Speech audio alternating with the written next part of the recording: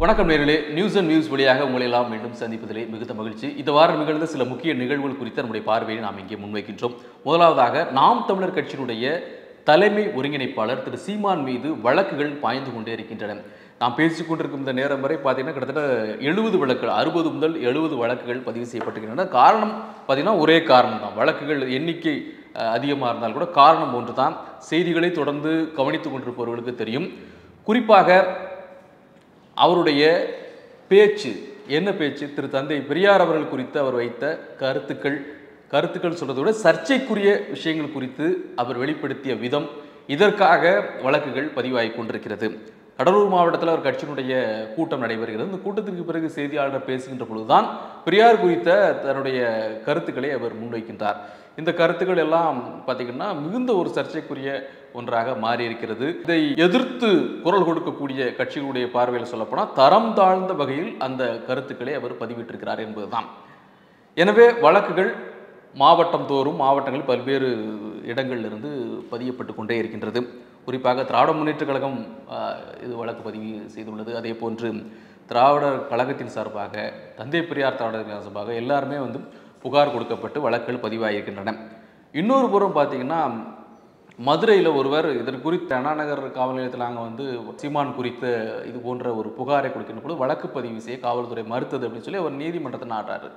மதுரையில் இருக்கக்கூடிய சென்னை உயர்நீதிமன்ற கிளையில் இதை விசாரித்த நீதிபதி அவர்கள் என்ன சொல்றாரு அப்படின்னு பார்த்தீங்கன்னா, இவருடைய பேச்சு சமூகத்தில் ஒரு பதற்றத்தை நிச்சயமாக உருவாக்கும். எனவே இது குறித்து நீங்கள் சரியான முறையில் விசாரணை செய்து வருகிற 20ஆம் தேதிக்குள்ள அறிக்கை கொடுங்க அப்படின்னு சொல்லி காவல்துறைக்கு ஒரு உத்தரவு பிறப்பித்திருக்கிறார்கள். எனவே இந்த பிரச்சனை ரொம்ப சீரியஸாக போயிட்டு இருக்கு. ஒரு கருத்தியல் ரீதியாக, சித்தாந்த ரீதியாக ஒரு விமர்சனங்களை வைப்பது என்பது வேறு. இப்போ தமிழ் தேசியம் குறித்து பேசுகிறார், திராவிடம் குறித்து, தேசிய பார்வை சித்தாந்தம் குறித்து, அதே போன்று இடதுசாரி தத்துவங்கள் குறித்து, இதெல்லாமே ஒவ்வொரு ஐடியாலஜி குறித்த மாறுபட்ட சிந்தனைகள் அரசியல் களத்தில் எப்போதுமே இருந்து கொண்டிருக்கும். அது குறித்து உரையாடுவது, அதில் உள்ள நிறை குறைகளை சொல்வது, இது உங்கள் தத்துவத்தில் இல்லாதது, இது எங்கள் தத்துவத்தில் இருப்பது, நீங்கள் எதை மறுக்கிறீர்கள், நீங்கள் எதை வெடுக்கிறீர்கள் என்பது போன்ற ஒரு பார்வையினை தொடர்ந்து காலங்காலம் இன்னும் சொல்லப்போனால் உலக அளவில் பார்த்தீங்கன்னா உலக அரசியலுமே இந்த விவாதங்கள் தொடர்ந்து இருந்து கொண்டே இருக்கும். விவாதம் இருக்கணும்ல, அதான் ஆரோக்கியமான போக்கும். ஆனால் தனிப்பட்ட முறையிலான தாக்குதல்கள், தனிப்பட்ட விமர்சனங்கள் ஒரு எல்லை மீறி செல்கின்ற பொழுது சில பிரச்சனைகளை சந்திக்க வேண்டிய ஒரு சூழல் யார் பேசினார்களோ அவர்களுக்கு ஏற்படுகிறது. அந்த வகையில் தான் இதையும் அவர்கள் பார்க்கிறார்கள். எனவே இதற்கு எதிர்வினை என்பது திராவிட கழகத்தில் மட்டுமல்லாது, திமுகவில் மட்டுமல்லாது, தந்தை பெரியாரின் மீது அபிமானம் உள்ளவர்கள் இந்த கருத்திற்காக கடுமையான கண்டன பதிவுகளை செய்து கொண்டிருக்கிறார்கள். மிகப்பெரிய போராட்டங்களை முன்னெடுத்துக் கொண்டிருக்கிறார்கள். எனவே நீதிமன்றம் வரைக்கும் இது போயிருக்கிறது நம்ம பார்க்க முடிகிறது. எனவே இந்த பிரச்சனையில் இதுவரை அவர் தொடர்ந்து சர்ச்சைக்குரிய கருத்துக்களை பதிவிட்டுக் கொண்டிருக்கிறார். ஆனால் இந்த முறை அது ஒரு எல்லையை தாண்டி இருக்கிறது. எனவே அவர் கைது செய்யப்பட வேண்டும் என்ற ஒரு குரலும் எழுந்திருக்கிறது. அது எந்த அளவிற்கு கைது நடவடிக்கையில் அரசு ஈடுபடுமா அப்படிங்கிறது தெரியல. அது இன்னும் சொல்ல போனால் அது காவல்துறை, நீதிமன்றம் அது சார்ந்த அவர்கள் எடுக்க வேண்டிய ஒரு முடிவாக இருக்கும். எனவே இந்த விவகாரம் இந்த வாரத்திலே மிகப்பெரிய ஒரு அதிர்வை ஏற்படுத்தியிருக்கிறது என்பதை நாம் நிச்சயமாக மறுக்க முடியாது. இரண்டாவதாக நாம் பார்க்க இருப்பது ரொம்ப முக்கியமான விஷயம். இந்திய விண்வெளி ஆய்வு மையத்தினுடைய தலைவராக மீண்டும் தமிழ்நாட்டைச் சேர்ந்தவருக்கு ஒரு வாய்ப்பு வந்திருக்கிறது. வாய்ப்பு என்று சொல்லுவது அவருடைய உழைப்பினால் கிடைத்த பதவி அப்படின்னு தான் சொல்லணும். திரு வி நாராயணன் அவர்கள் அந்த பதவிக்கு தேர்ந்தெடுக்கப்பட்டிருக்கிறார். இதற்கு முன்பு தமிழகத்தைச் சேர்ந்த திரு சிவன் அவர்கள் இஸ்ரோவினுடைய தலைவராக இருந்து நமக்கு நிச்சயமாக நினைவிருக்கும். இவரை பொறுத்தவரை கன்னியாகுமரி மாவட்டத்தைச் சேர்ந்த, கன்னியாகுமரி மாவட்டத்தில் மேலக்காட்டு விளை அப்படிங்கிற கிராமத்தில் பிறந்தவர்.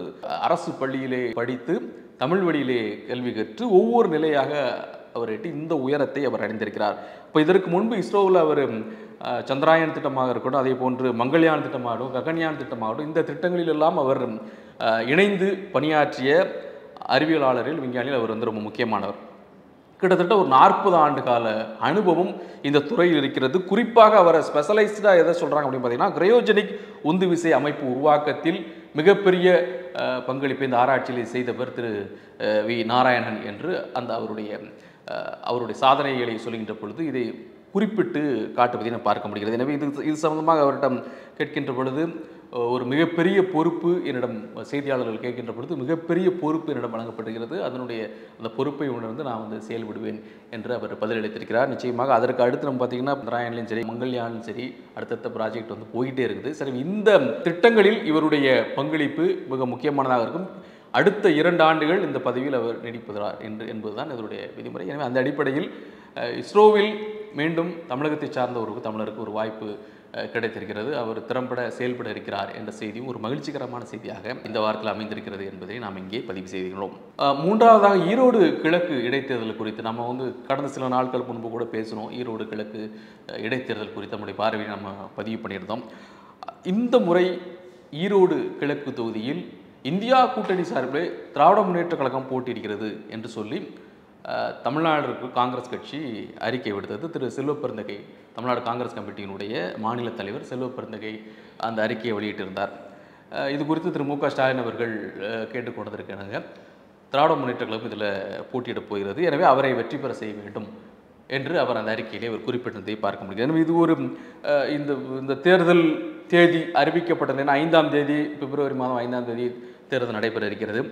தேர்தல் தேதியை ஆணையம் அறிவித்த பிறகிலிருந்தே இது ஒரு விவாதமாக இருந்து கொண்டிருந்தது. மீண்டும் காங்கிரஸுக்கு அந்த சீட்டு அளிக்கப்படுமா, திராவிட முன்னேற்ற கழகம் போட்டியிடுமா என்ற ஒரு விவாதங்கள்லாம் நடந்துச்சு.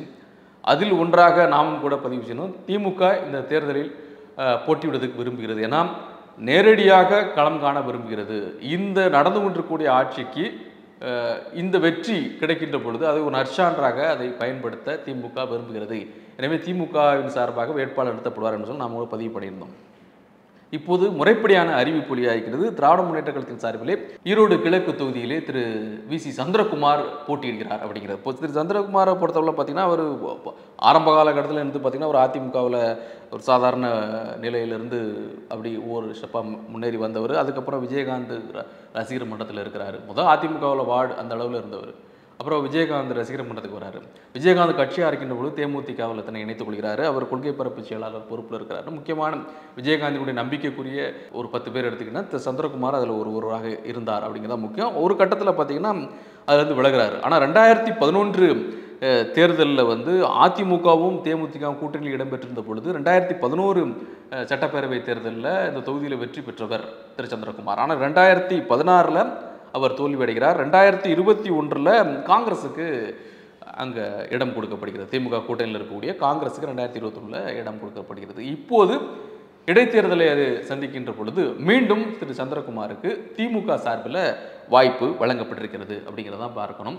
எனவே ஏற்கனவே அந்த தொகுதிக்கு அறிமுகமானவரை, அந்த தொகுதியில் ஏற்கனவே வெற்றி தோல்விகளை சந்தித்த ஒருவரை திமுக களத்தில் இறக்கியிருக்கிறது அப்படிங்கிறத பார்க்கணும். எனவே இதன் மூலமாக புதிய நபர் என்று இல்லாமல் இது வெற்றி நிச்சயமாக இருக்க வேண்டும். இதில் ஏதேனும் ஒரு பிரச்சனை நடந்தால் ஆட்சிக்கு மீதான ஒரு மதிப்பீடாக அது பார்க்கப்படும் என்ற அடிப்படையில் ஏற்கனவே இருக்கக்கூடிய அங்கு தொகுதிக்கு அறிமுகமான ஒருவரை திமுக வேட்பாளராக நிறுத்தியிருக்கிறது என்பதை தான் நம்ம பார்க்க வேண்டியிருக்கிறது. அடுத்து நிறைவாக நியூஸ் அண்ட் வியூஸில் நம்ம பார்க்க இருப்பது தமிழக வெற்றி கழகத்தின் சார்பாக நடைபெற்ற அந்த நிர்வாகிகள் கூட்டம் கடந்த 2 நாளுக்கு முன்பு நடந்தது. இந்த நிர்வாகிகள் கூட்டத்தை பொறுத்தளவில் என்ன அப்படின்னு பார்த்தீங்கன்னா, அதாவது அவர்கள் மாவட்ட செயலாளர்கள் அப்படிங்கிற அந்த பதவியை கிட்டத்தட்ட 100-105 மேற்பட்ட அளவில் அதை உருவாக்க வேண்டும் என்று அவர்கள் திட்டமிட்டிருக்கிறார்கள். இன்னொரு பக்கம் புதிய மாவட்ட செயலாளர்கள் தேர்வும் நடைபெற்றது. அந்த தேர்ந்தெடுக்கப்பட்ட மாவட்ட செயலாளருடைய ஒரு அறிமுகம் இந்த கூட்டத்தில் நடந்திருக்குது. இன்னொன்று, இந்த புதிதாக விரும்புவர்கள், இப்போ நீங்கள் மாவட்டம் மட்டும் அல்லாது அடுத்த நிலையில் இருக்குல்ல, ஒன்றியம், நகரம், இதற்கெல்லாம் பொறுப்பு விண்ணப்பம் வழங்கப்படக்கூடிய அந்த நடைமுறை இதெல்லாம் அந்த கூட்டத்தில் விவாதிக்கப்பட்டிருக்கிறது. புதிய மாவட்ட செயலாளர்கள் அதுக்கப்புறம் யாரெல்லாம் அப்படிங்கிற விவரத்தையும் அவர்கள் அந்த கூட்டத்தில் வெளியிட்டிருக்கிறாங்க. இதில் சில அதிருப்தியும் அங்கே நடந்திருக்கு. புதிதாக அந்த மாவட்ட செயலாளர் அறிவிப்பு வெளியிடப்பட்ட பொழுது அதில் இடம்பெறாத சிலர்கள் அந்த கூட்டத்திலிருந்து வெளியேறிய சில செய்தியையும் நம்ம பார்க்கணும். அந்த நேரத்தில் ஒரு சலசலப்பு அந்த கூட்டத்தில் நடந்திருக்குது. இன்னொரு பக்கம் ஒரு ஆடியோ விவகாரம் பெரிய அளவு சர்ச்சையானது. திரு ஆனந்த் அவர்கள் அந்த கட்சியினுடைய பொதுச் செயலாளர் ஆனந்த் பேசியதாக அந்த ஆடியோ வெளியானது. அது குறித்து அவர் அதில் அந்த கூட்டத்தில் ஒரு விளக்கம் சொன்னதாகவும் தகவல்கள் இருக்கிறது. இதெல்லாம் இருக்கட்டும். ஒரு பக்கம் இந்த பதவி செயலாளர், இணைச் செயலாளர், துணை செயலாளர், பொருளாளர், இந்த மாவட்ட அளவில் பார்க்கின்ற பொழுது இதற்கான ஏற்பாடுகள் இதெல்லாம் நடந்துகிட்ருக்கு ஒரு பக்கம். ஏன்னா அது மக்கள் இயக்கமாக இருந்து அந்த பொறுப்பாளர்களே அப்படி கண்டினியூ பண்ணுறாங்க கட்சி ஆனால் பிறகு. அதற்கு பிறகு சில தேர்ந்தெடுப்பு நடந்திருக்கு. அது ஒரு சில இடங்களில் நடந்திருக்கு, முழுமையாக நடைபெறல. அப்படிங்கிறனால இந்த ஏற்பாடுகள், இந்த ஆலோசனை கூட்டம். ஆனால் இதில் முக்கியமாக பார்க்க வேண்டியது, இந்த கூட்டம் முக்கியமாக திரு தலைவராக இருக்கக்கூடிய தமிழக வெற்றி கழகத்தினுடைய தலைவராக இருக்கக்கூடிய திரு விஜய் அவர்கள் தலைமையில் நடைபெறும் என்று ஆரம்பத்தில் சொல்லப்பட்டு ஆனால் அந்த கூட்டத்தில் அவர் கலந்து கொள்ளவில்லை. பொதுச் செயலாளர் ஆனந்த் தலைமையில் அந்த கூட்டம் நடந்திருக்குது. எனவே இந்த கூட்டம் இது போன்ற ஒரு முக்கியமான மாவட்ட அளவில் நிர்வாகிகள் ஒரு கூட்டம் நடைகின்ற பொழுது அந்த கூட்டத்தை வழிநடத்த வேண்டியவர் அந்த கூட்டத்திற்கு வராமல் இருப்பது எப்படி சரியாகும் என்ற விமர்சனங்கள் அந்த கட்சிக்குள்ளேயே அந்த கூட்டத்திற்கு கலந்து கொண்டவர்கள் மத்தியிலே இருந்தது என்கின்ற விவரங்களும் இருந்து கொண்டிருக்கிறது. இன்னொன்று மிக முக்கியமாக இருக்கக்கூடிய தொடர்ந்து வைக்கக்கூடிய ஒரு குற்றச்சாட்டு, இன்னும் திரு விஜய் அவர்கள் இந்த ஆக்டிவ் பாலிட்டிக்ஸ்க்கு வரல அப்படிங்கிற ஒரு குற்றச்சாட்டு தொடர்ந்து குற்றச்சாட்டு சொல்கிறது விமர்சனம் தொடர்ந்து வைக்கப்பட்டு கொண்டே இருக்கிறது. நாம் கூட இது குறித்து அங்கே இருக்கக்கூடிய தமிழக வெற்றி கழகத்தில் உள்ள ஒரு நிர்வாகிகள் நம்ம பேசுகின்ற பொழுது இது போன்ற ஒரு விமர்சனம் இருக்கிறது, இது தமிழக வெற்றி கழகத்தினுடைய நிர்வாகிகள் தரப்பில் கூட இருக்குது என்று கேட்டபோது அவர் சொன்னார், நிச்சயமாக அதற்கான வேலைகளெல்லாம் நடந்து கொண்டிருக்கிறது. இந்த விமர்சனம் இல்லாத அளவிற்கு கட்சியுடைய செயல்பாடு இருக்கும் அப்படின்னு சொன்னால், அதை தாண்டி செய்தியாளர்களை அவர் எப்போ சந்திக்க போகிறாருங்கிற ஒரு கேள்வியும் இருந்து கொண்டே இருக்கிறது. தற்போது சில நாட்களுக்கு முன்பு ஆளுநர் ஆர்.என். ரவி அவர்களை சந்தித்த பொழுது கூட திரும்பி வரும்போது கூட பேசியிருக்கலாம், 1-2 கேள்விகளுக்கு கூட அவர் பதில் சொல்லியிருக்கலாம். ஆனால் அதையும் அவர் தவிர்த்து சென்றார். இதெல்லாம் ஒரு அரசியலுக்கு வந்த பிறகு நேரடியாக கொடுத்துட்டு போகிறது அப்படின்னா என்னங்கிற விஷயத்த சொல்லாமல் பத்திரிகையாளர்களை பொருட்டாக மதிக்காது சென்றார் என்று கூட விமர்சனம் வைக்கப்பட்டது. இதெல்லாம் சரி செய்ய எப்போது சரி செய்ய போயிடல அப்படின்னு நம்ம கேட்கின்ற பொழுது அந்த மாதிரி எண்ணம் நிச்சயமாக இல்லை. திரு விஜய் அவர்களை பொறுத்தளவில் பத்திரிகையாளர்களுக்கான ஒரு முறைப்படியான ஒரு சந்திப்பை நிகழ்த்தணும் அப்படின்னு அவர் விரும்புகிறாரு. அந்த சந்திப்பு பத்திரிகையாளர் சந்திப்பு அப்படிங்கிறது ஒரு முறைப்படி இருக்கும். இப்போ போகும்போது அந்த இடத்துல நின்று பேசுகிறது அந்த மாதிரி இல்லாமல், விமான நிலையத்தில் நின்று இந்த மாதிரி இல்லாமல் ஒரு முறைப்படியான பத்திரிகையாளர் சந்திப்பு விரைவில் நடைபெற உள்ளது. அந்த சந்திப்பில் செய்தியாளர்கள் கேட்கின்ற ஒவ்வொரு கேள்விகளுக்கும் அவர் பதிலளிக்க இருக்கிறார் திரு விஜய் அப்படிங்கிற ஒரு விஷயத்தை அவர் சொல்கிறாரு. அது மட்டும் இல்லை, முறையான பத்திரிகையாளர் சந்திப்பு அது ரொம்ப முக்கியம், அதே போன்று மக்கள் சந்திப்பு முக்கியம்.